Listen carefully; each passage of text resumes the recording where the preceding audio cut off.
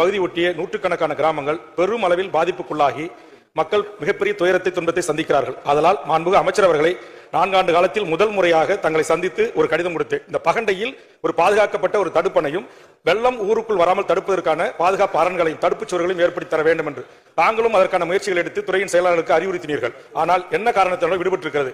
என் தொகுதிக்கு இதுவரையில் தங்கள் துறையிலிருந்து ஒரு சிறு அளவு கூட எந்த நற்பணிகளும் நடைபெறவில்லை. மாண்புமிகு பேரவைத் தலைவர் உறுப்பினர் அதை நீக்கிடுவான். ஒரு சிறு அப்படி சொல்லக்கூடாது. செய்யலன்னா செய்யல தானே சொல்லணும். பேரவைத் தலைவர் எதை செய்யல நீ சொல்லணுமே தவிர பொதுவாக சொல்லக்கூடாது. அதை அவைக்கு நீக்கிறேன்.